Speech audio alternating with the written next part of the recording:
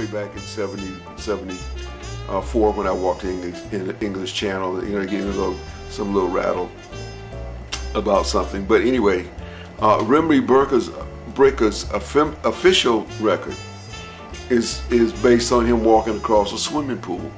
He walked across a swimming pool and was timed, I guess, by the Guinness World Book people, and came over and they timed him and they gave him the world's record for walking across a swimming pool. But I don't pick on the guy because here again, in this area of water shoes, we need all the hard data that we can find to support this phenomena or this history or this piece of history, these water shoes or walking on water, and to probably demonstrate to the National Science Foundation and major mainstream science that this thing works. I've seen Bricka shoes when I was in Düsseldorf, Germany. They tried to get these things on the market, but I think there was some design flaw. I think they rushed it a little bit, and they got some design flaw, and I think maybe that's why it's not on the market. And I think maybe a lot of these water shoes, earlier water shoes, never made it to the market. But that's a whole different story, whether it made it to the market or not. I think it's got a few little design flaws. It's kind of like when they first came out with the airplane. The whole idea was that the assumption was the wings were supposed to flap, and they were working on this idea that the wings flap, including Leonardo da Vinci, working on this idea of wing flap. Then they realized that that's not the way to go. Put a propeller on it and use the wings only for gliding, and not for flapping around. Although the helicopter is a bit of a flapping wing, if you want to look at it like that. But we're not studying ornithopters.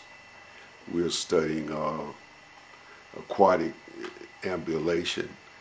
So we look at Ryme Bricka, and it was always my hope to go to France, find this guy, and have a coffee.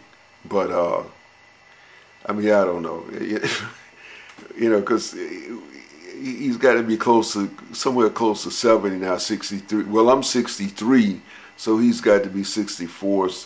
Well, no, I'm 66. So he's got to be 67, 68, so close to 70 or whatever. So, but I've always wanted to, if you see him, tell him hello. You guys in France, if you could run across him, you tell him there's other water walkers and, fellow water walkers who walk the English Channel. And I think he walked the English Channel also, a part of it. And, hats off to Ryme Bricka. He's but although his main area is not water walking, his main area is street musician.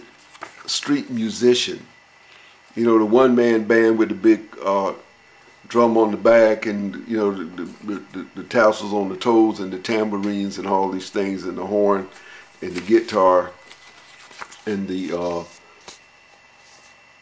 I mean, he's famous for it. He's got these birds and all this stuff, and he do a lot of children shows. He do a lot of children shows, and he seemed to be, somewhat famous in France. And you could look him up on the internet, and of course we wish him all the luck, and we think he's a great guy. And we're gonna move on with our contemporary look at the water shoes.